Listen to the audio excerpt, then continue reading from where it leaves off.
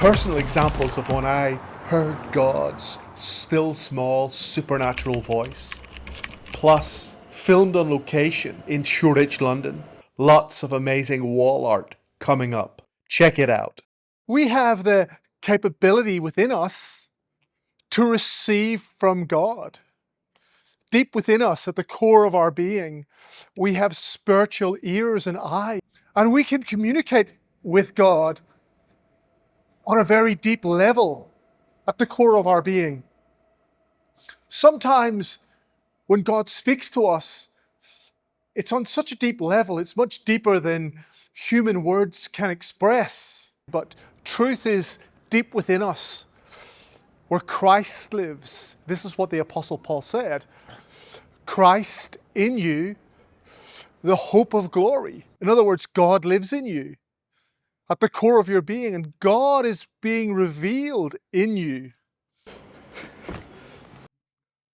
When I was a young believer, I learned very quickly that I could hear God's voice, and that, in fact, all God's children can hear God's voice. Jesus said, "It is written in the prophets, they will all be taught by God." Come, let's explore how you can hear God's voice.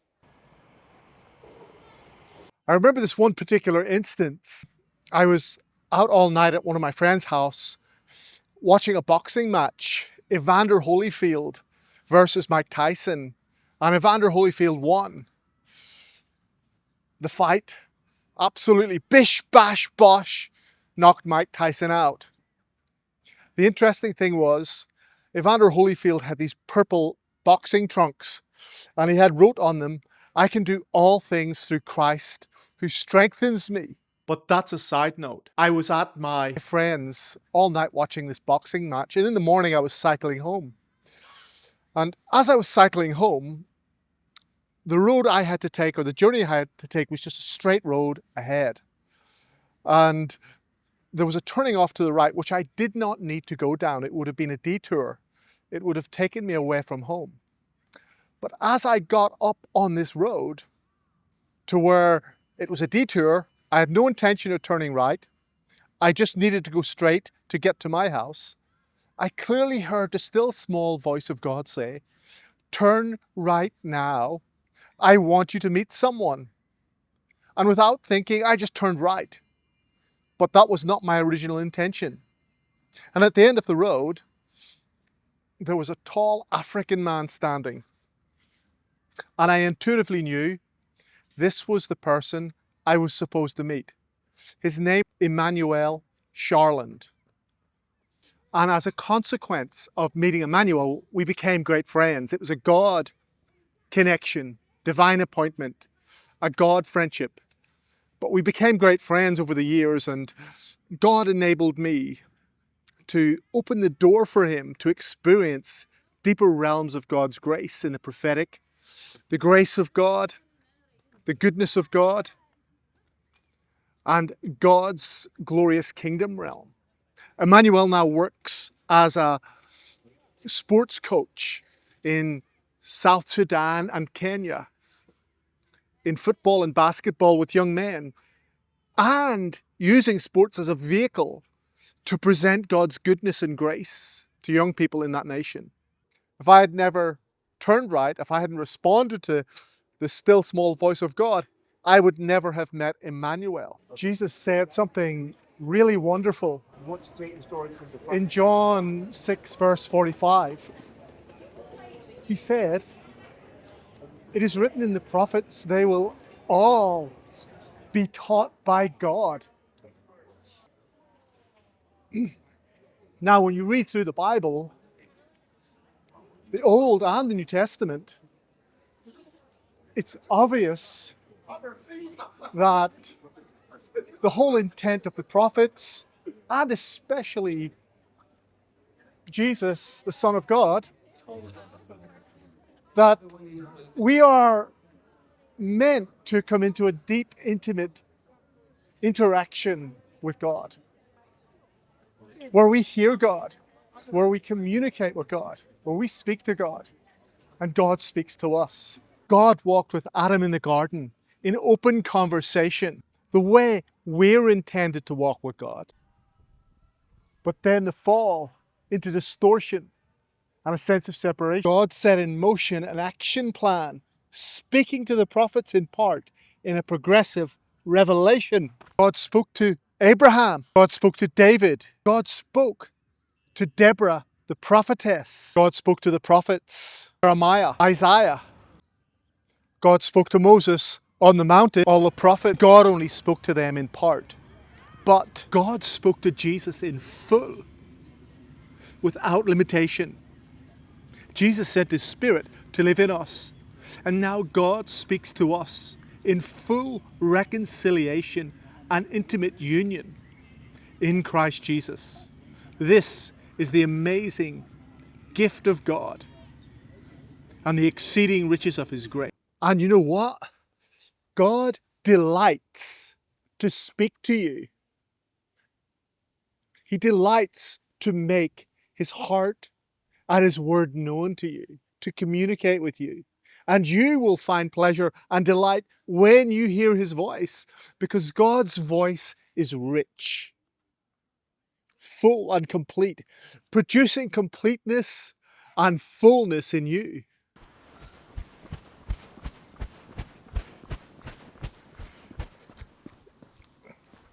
And this may surprise you, but literally one time I was out running, but it was winter time and it was cold. I had my shorts on, but I was relying on the cardio to keep me warm. But up in the distance, 200 yards away, I saw a man approaching me. And as I closed in on him, I heard God's voice say, "Stop and talk to him about me." And I had a quick argument with God. God, it's freezing cold. I'm not wearing any winter wear. I have just shorts and a t-shirt. Can we pick another time? Anyway, when I got up to where he was, I stopped and said, "I'd like to talk to you about God, if that's okay." There was ice in the ground, slush. He was mega surprised. And he began to pour out his heart to me right there on the spot. Me freezing cold in my shorts and t-shirt in the icy weather, and him standing there. And we must have stood there for about 2 hours, and I was freezing, shivering, but I knew this was God's will. I was able to encourage him and lift him up by the power of the Holy Spirit. And he went away feeling better, knowing that God is for him. God always speaks to us from a spirit of love. God can speak to you when you're having a cup of coffee and when you're cruising through central London on a bus. You can hear God's voice. When you're washing the dishes, you can hear God. When you're sitting on the toilet, when you're at work, you can hear God. 10 hours hard graft, blood, sweat, and tears, and some cash to pay the bills. That's a wrap. See you. As you are walking round the corner, suddenly you hear God speak when you least expect it. Let me tell you a quick story. Many years ago, as a young believer, I was sharing a flat with two other guys, and one of these guys, his name was Rob, from New Zealand. One evening when I was home alone, I was washing the dishes. As I'm standing over the sink, I wasn't thinking really about anything. But suddenly, I heard clearly in my heart, "Son, if you spend time with me,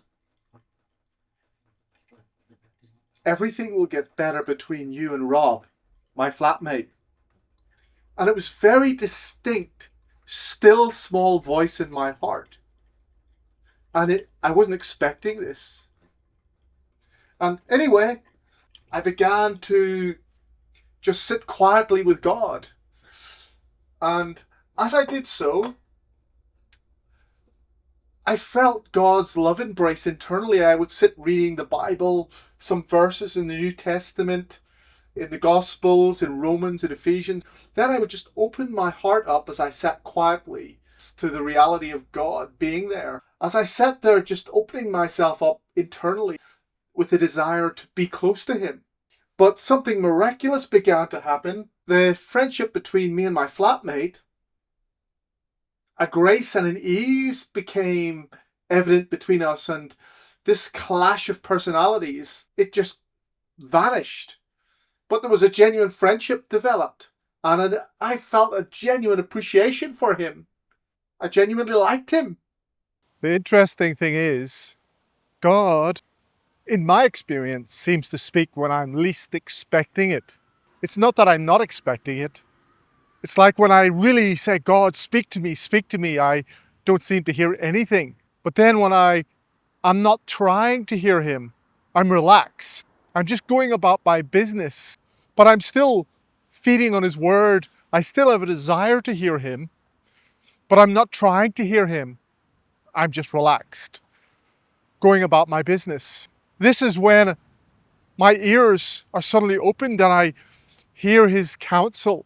Once when I was chilling in the park on a beautiful spring day in London here, I clearly heard the still small voice of God say to me, go over and speak to that young woman over there, sitting on the grass. But that particular day, I was just not in the mood. So I refused. I said, no, God, I'm not speaking to anybody today. And there were loads of people scattered across the park, all sitting, relaxing in the sunshine.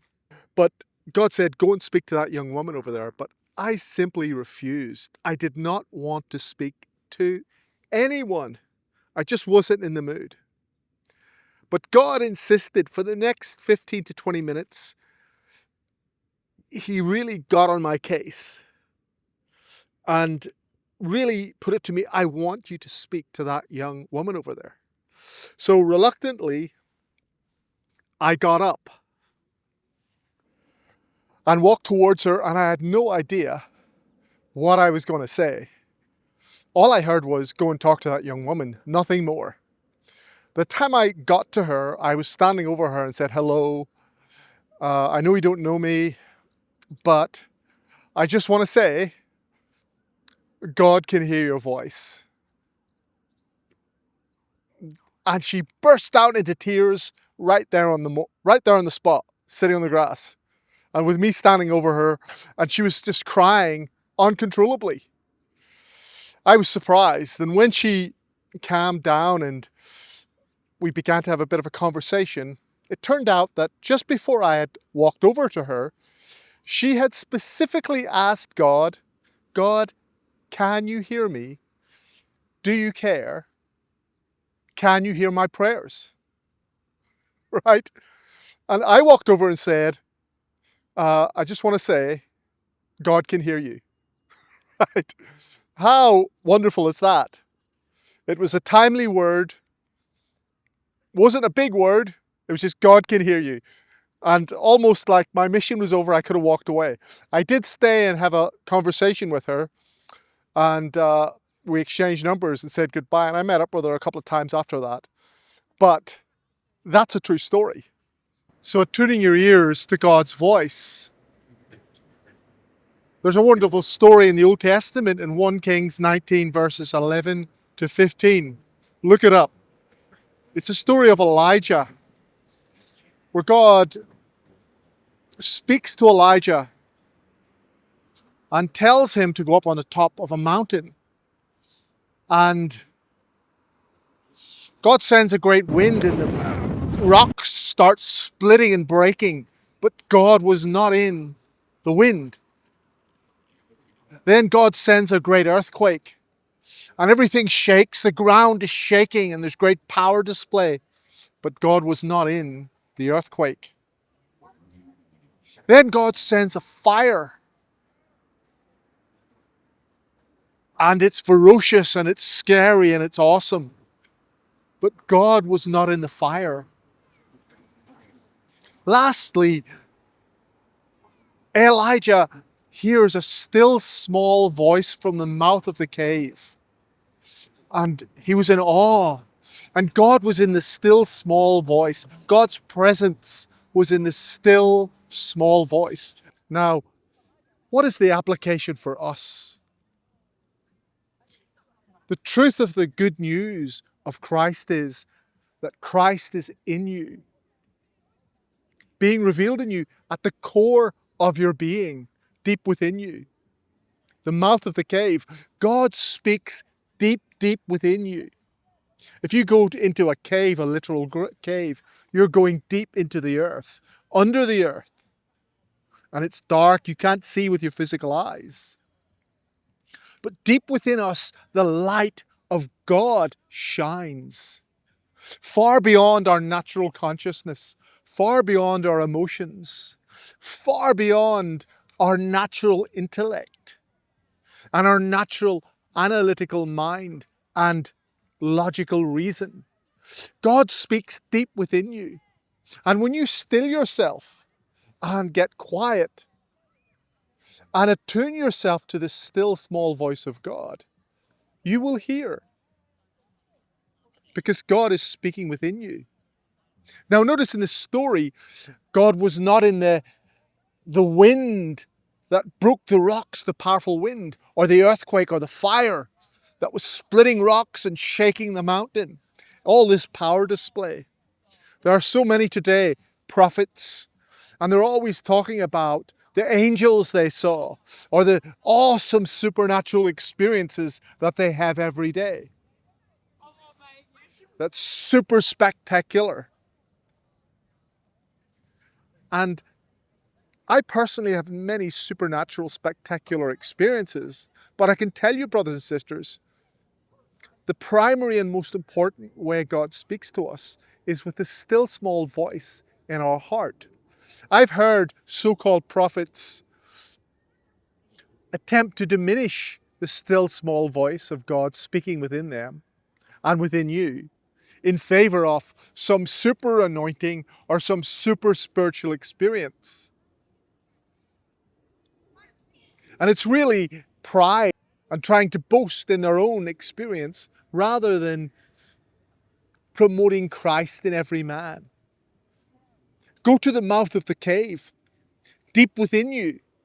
Stand in stillness and listen with your heart for the still small voice. Now, there are ways that we can attune our heart and our ears to hear God's voice. Some practical things we can do. Now, firstly, obviously you have to have a desire to want to hear God's voice, a desire for intimacy with God, and a desire for obedience to God. One of the things that God showed me when I first began to learn how to discern His voice, I felt Him say in my heart, walk in love. When you read Matthew, where Jesus said, love your enemies, bless those who curse you, do good to those who will treat you. For our Father makes His rain and His sun shine on the good and the bad. He's unconditional in His love. Then you will be like your Father in heaven when you act like your Father in heaven. When we learn to obey God in forgiving people, when we learn to obey God in loving people.